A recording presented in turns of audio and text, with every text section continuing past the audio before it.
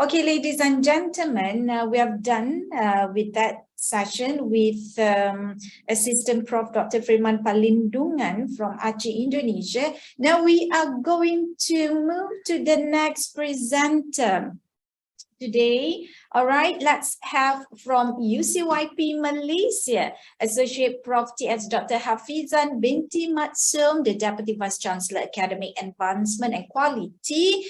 She's going to share with us on the ESG adaptation through teaching and learning.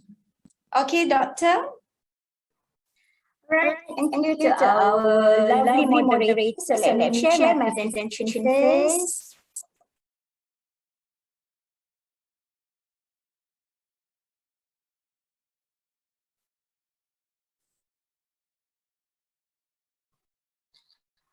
All right, Bismillahirrahmanirrahim. Assalamualaikum warahmatullahi wabarakatuh and very good afternoon. Thank you to Director and all ICED 2022, our second ICED 2022 presents and participants. My name is Hafizan Matsum. Together with my co-host of this concept here, Dr. Ibrahim Wana, Madam Suhaila, we are all from the University College of Malaysia. So today I'm going to present concept on the ESG adaptation through teaching and learning.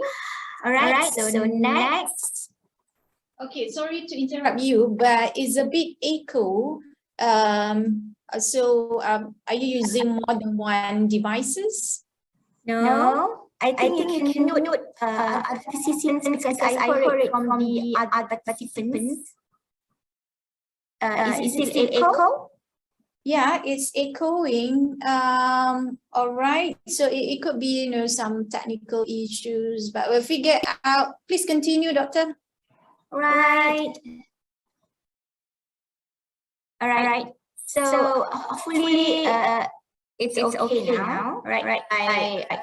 So I guess we still wondering, some of us still wondering what is ESG. All right. We can see that ESG here. I can show you slide definition of ESG.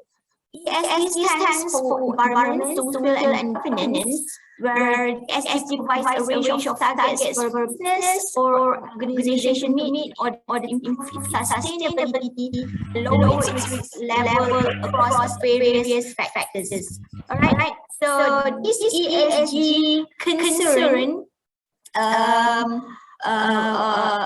these ESG criteria or areas is the latest main concern of majority of all industries, such as services, manufacturing, plantation, tourism, oil and gas. So what I want to say is that each of industry are now concerned about achieving these three targets, which are on the environment, social and governance. It's like something that you need to achieve in order to improve the performance of the business. Right. So ESG as well supports the SDG, UN Sustainable Development Goals, which has 17 goals as outlined towards achieving sustainable world by 2030. All right. Most of us previously have listened or have in mind about the CSR, the corporate social responsibility. Actually, the ESG expansion of the CSR, whereby previously CSR is corporate social, the environment areas embedded into the social, but in this ESG, the environment now become major points where because of the current latest issues and trends, because of the climate change, the needs to conserve our flora and fauna and also planets, so the environment now becoming the main all organization and institution, right? So this is the list of SDGs, all right? We can see that there are 17 goals included in the SDGs, purpose to transform for a better world, right? You can see mostly, we can see on consideration of, on people, right? On the poverty, it's about people. Right? Zero hunger also is about people, and also about planet, right? Life below water, life on land, right?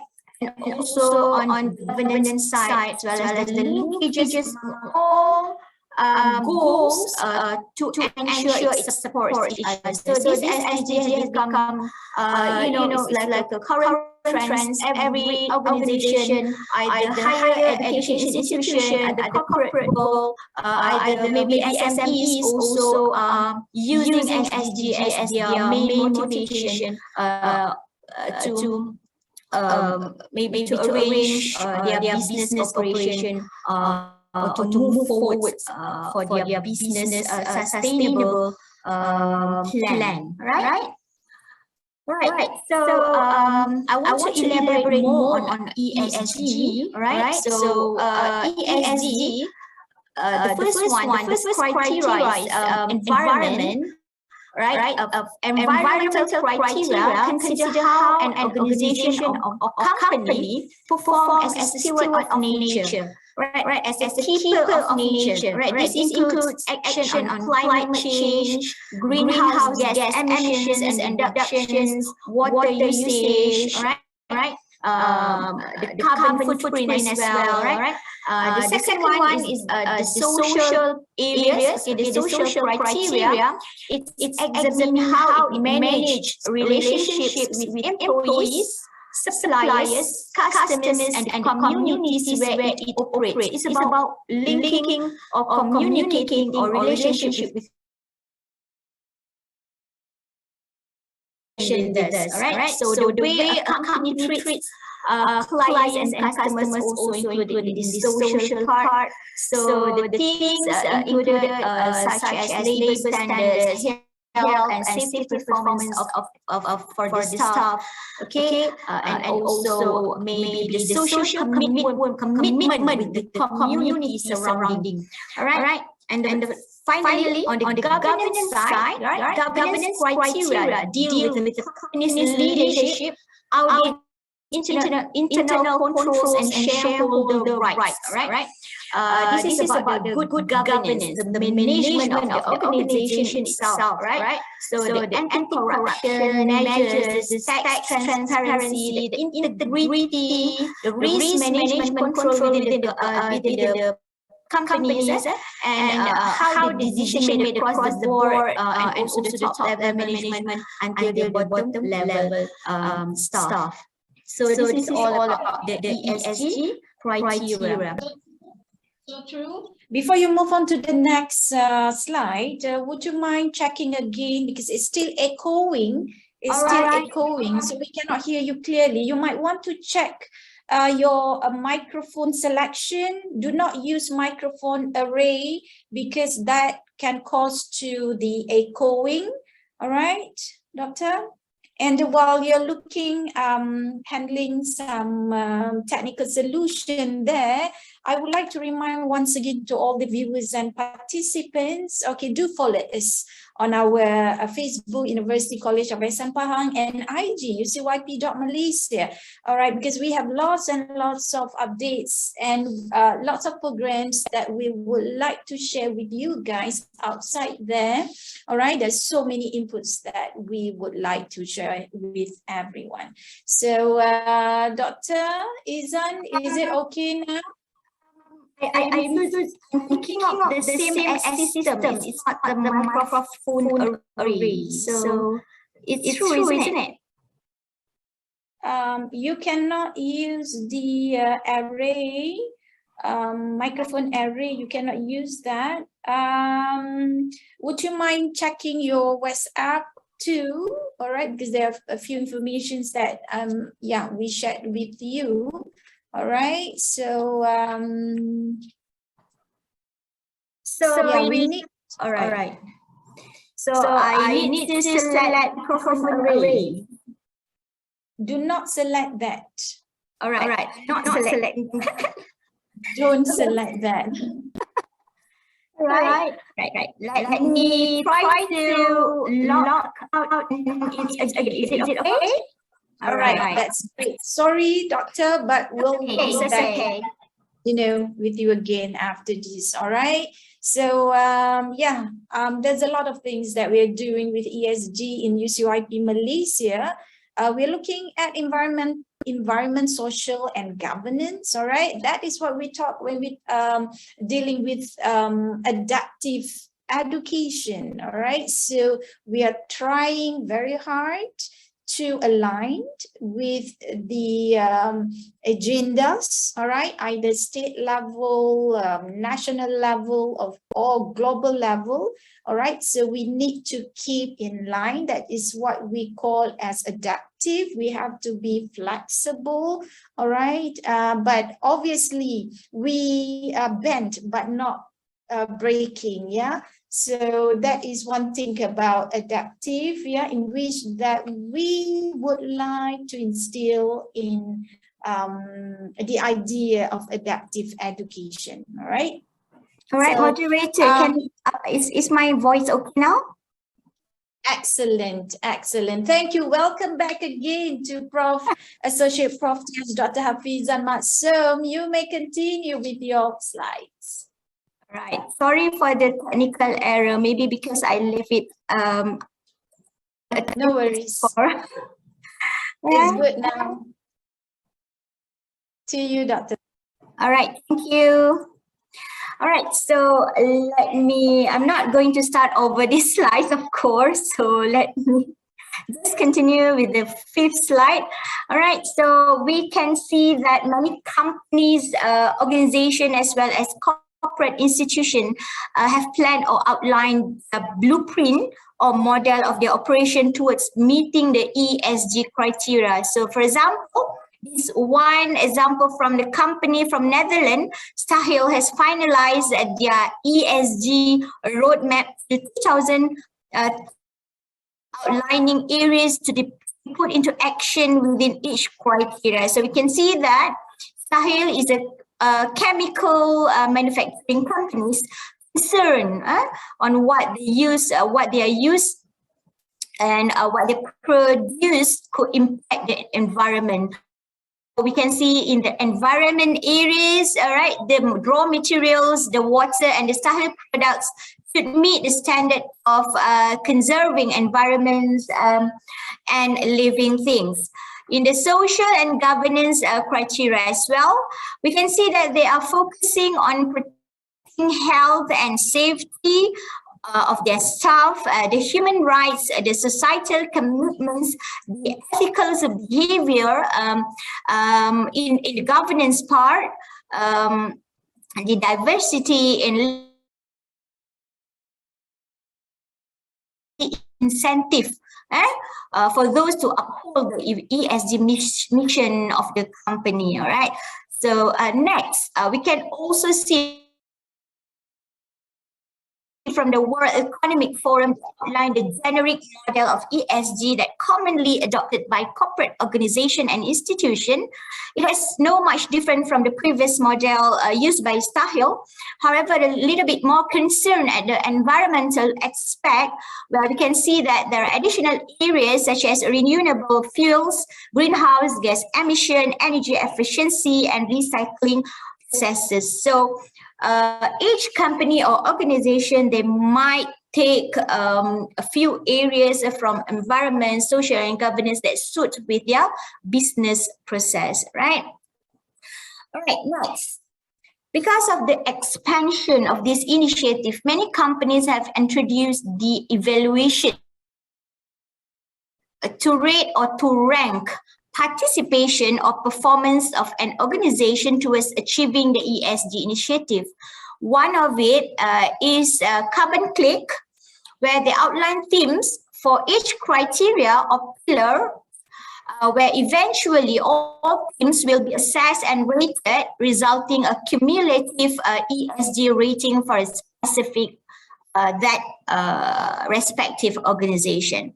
Of course, actually, some companies they need this rating as a recognition on complying the ESG criteria, because currently this ESG has become the major points from the investors' views before they invest in certain companies.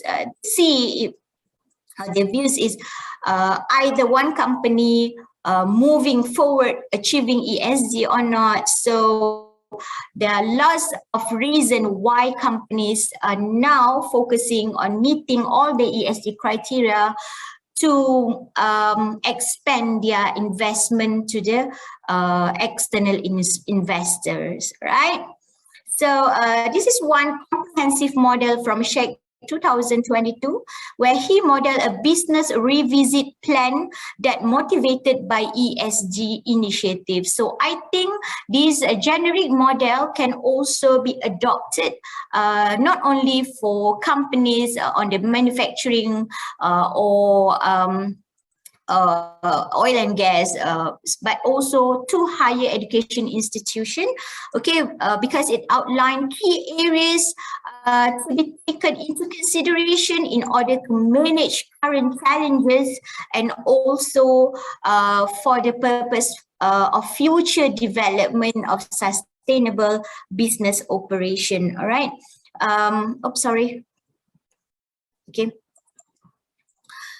So the major part that needs to be put into concern is the first one we can see from above here: operation of organization, the business development models, and the leadership commitments and management. So these three parts, I think, are quite important points in every organization, either it's a higher education institution or a corporate companies to put into high attention on the revisit their business model toward achieving the ESG criteria. All right.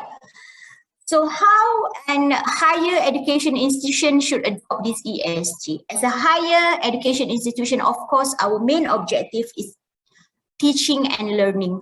We teach students, we make sure they learn, and we produce graduates that eventually they can become someone with knowledge, skills, and values with them. All right, so UCYP, we had experience of 30 years. We are celebrating our 30th anniversary as education institution. So we always put activity mode to current needs and trends. We adapt with the current needs and trends in every initiative that we crafted. So we can see that rarely being exposed on the ESG in academics, in public articles or news. So is it possible actually to adopt this ESG criteria in the academic teaching and learning? So now we are proposing, the UCYP academic departments, we are proposing the ESG roadmaps in teaching and learning as the guidelines to our academicians, students, as well as to our university management.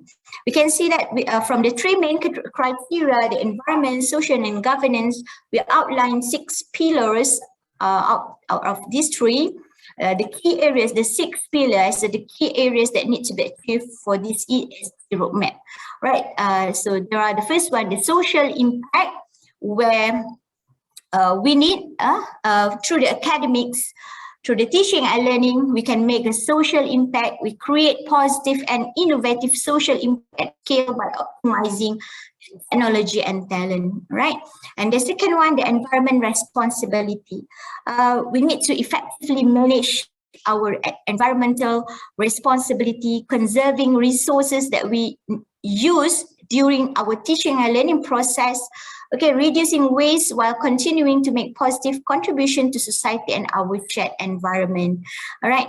And thirdly, impactful teaching and learning, continuously execute current teaching and learning methodologies to developing graduates not only have knowledge and skills, but also full of values to share with the society. Also, for our academician, we need to create a diverse and inclusive workplace culture and supports that empowers academicians to deliver the best results for our clients. Then our clients, which is our students, we need to deliver the very best quality of the academic programs that give knowledge, skills, and values to them. This part, we, the academicians and the students as well, need to always uphold the commitments on integrity as well as data privacy, and also maintain a culture of ethics and integrity as we continue to create value for all of our stakeholders. All right, so the final slide, I would like to share example of activities in the proposed academic ESG roadmap that we can embed in our teaching and learning process. The first one, on the environmental side, we should empower our common subject, the course or the subject, namely environment and us. All right, alam sekitar dan kita, we have that common subject, so we should empower that subject, all right, to be included projects based, a more expanded project with the communities and also on the environment. And then we also can involve in R&D on environment. So we at UCYP, we currently launch one center of excellence, namely Pahang Ecological Research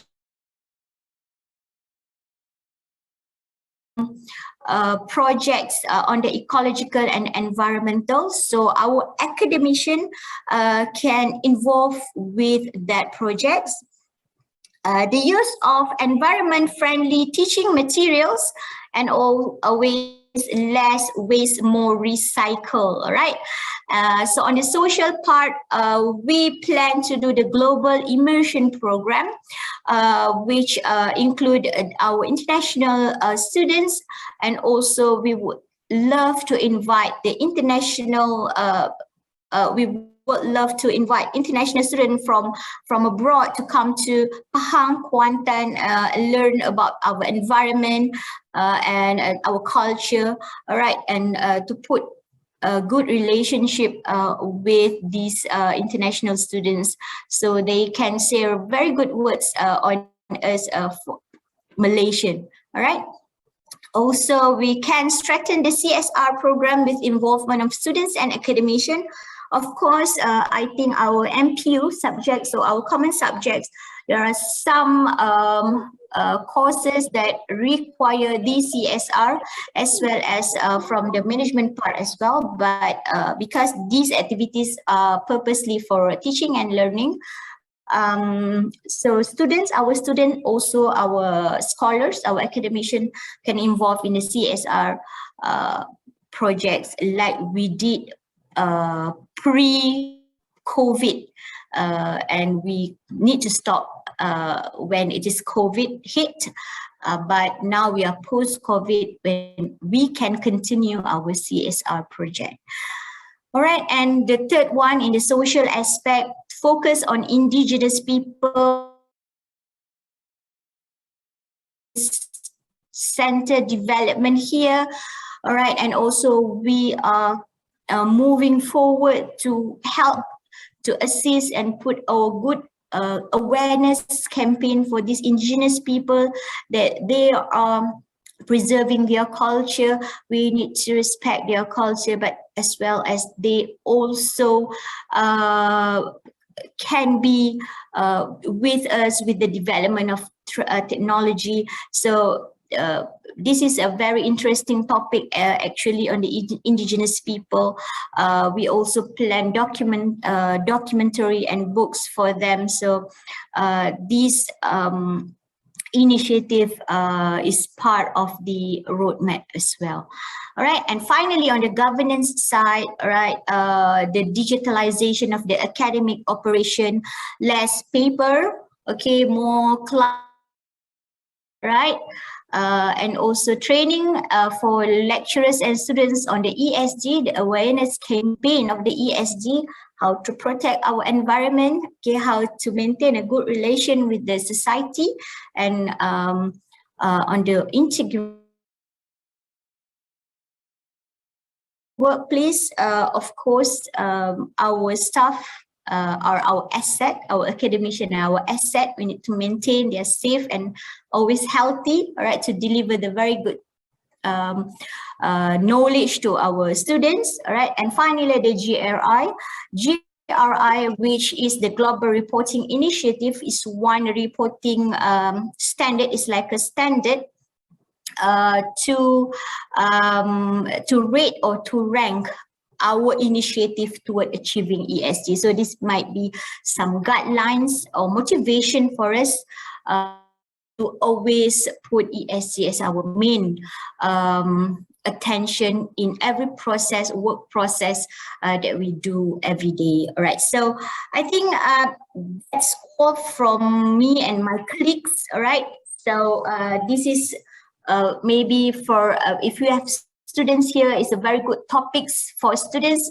to explore ESG in higher education, in the education as well, because we only have early childhood education for the time being, all right, but it's also reflected why the ESG also important in early childhood education. So student might need to think the creative way of nurturing this environment concerns to the very young children. All right, so we develop the young generation to love our environment, all right, at the early beginning of their life, right? So with that, I think that's all from me, and thank you. Assalamualaikum. Thank you so much. Associate Professor Tiaz Dr. Hafizan Matsum sharing with us on ESG, adaptation through teaching and learning. All right, so are there questions in the chat box? All right, so talking about ESG, environment, social, and governance, there are three big, I suppose, domains or elements. All right, so from your experience, Doctor, how is it possible to implement this ESG in this hybrid nature of teaching and learning? Right. Thank you, our moderator. So yeah, we know that we are in the middle of hybrid teaching and learning. Some of us have face-to-face classes now, but maybe some of us still in online classes. Actually, delivering knowledge has no boundaries. We can deliver the knowledge and skills throughout the online platform as well, the program as well, such as webinars, right? Webinars, conferences, seminars. The face-to-face seminars can be conducted to the physical on the physical classes with the students. The project as well, all right. But not forget to have a large audiences. We can do it through online, all right? The awareness campaign on the environment, all right, on the social and governance, the good governance, the risk and integrity of a person, okay? So actually, in this new world, we have no, I'm not saying that we have no boundaries, but also we have the media, social media, social websites, Facebook, Instagram, Twitter, and lots of platforms that we can convey the good messages on how to conserve, protect our environment, and also be a good communities, okay, social is about communities, we need to be a good citizens, all right? So always put a good, good words in the social media. So we don't want our young generation look at the platform of this online social media with kind of backwards and not good for that, for them to look at it. So I think through hybrid, physical or online, we always can achieve our mission throughout this ESG, as long as we really plan for it, what are the objectives of each programs, and who the audience that we target, and the best approach that we need to match with the audiences that we want to deliver. So I think maybe that's, conclude and wrap up for my presentation. Yeah. All right, thank you so much. I totally agree with you, Dr. Hafizan. We have to be adaptive, whichever situation we are, either it's physical or online, adapt to the changes, and obviously it shouldn't be an issue in terms of delivering our messages. What more on ESG? Very, very important issue that is very in trend now, right? So thank you once again. That is another perspective of looking ESG, the implementation or the adaptation of ESG in teaching and learning. And that is what we call as adaptive education. All right, so thank you so much once again to Dr. Hafizan for the sharing session. All right, so hopefully everything will go well, the implementation of ESG, not only in UCYP Malaysia, but also in other higher learning institutions.